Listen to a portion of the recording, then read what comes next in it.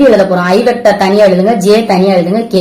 இப்ப இந்த இதுல ஐ ஜே கேங்கிறது எழுதியாச்சு. அப்புறம் d x d y d z, d x d y d z. அப்புறம் இங்க ஐ கிட்ட இருக்கிறது இது x square plus Y square. இங்க ஜே கிட்ட இருக்கிறத ஜேக்கு நேரம் எழுதுங்க, -2xy. இப்ப இதுல கேல ஒண்ணுமே இல்ல, சோ என்ன எழுதிக்கலாம்? 0. அவ்வளவுதான். இப்ப ரொம்ப simple.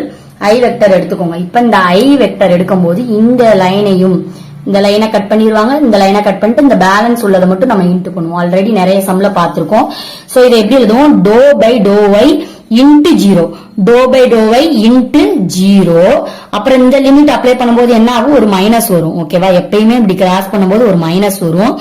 To by doe zed minus 2xy. இது ரெண்டையும் கிராஸ், இது ரெண்டையும் கிராஸ் பண்ணுவோம். ஓகேவா? Doe by to Y into 0, to by doe minus போட்டுட்டு doe by doe zed into -2xy. இதுதான் ஐ வெக்டர். அடுத்து செகண்ட் லிமிட் அப்ளை பண்ணும்போது என்ன போடணும்? மைனஸ் போடணும். ஓகேவா? Minus J vector.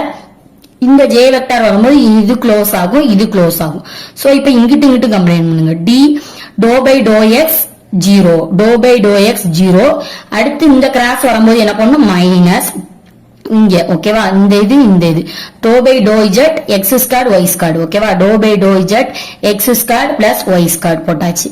அடுத்து plus K vector. K vector போடும்போது என்ன ஆகும்? இந்த லைன் ஃபுல்லா க்ளோஸ் ஆகும். அப்ப இந்த இது மட்டும் கிடைக்கும்.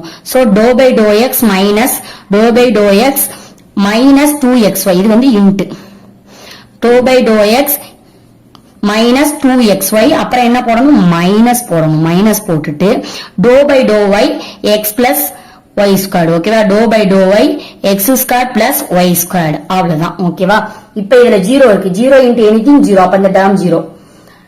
அடுத்து இஜெட். இங்க இஜெட் டேர்ம் இருக்கா? டோ பை டோ இஜெட் பண்ணும்போது என்ன ஆகும்? இந்த டேர்ம் 0 ஆயிரும். Constant value. ஓகேவா? இது 0 இன்ட்டு எனிதிங்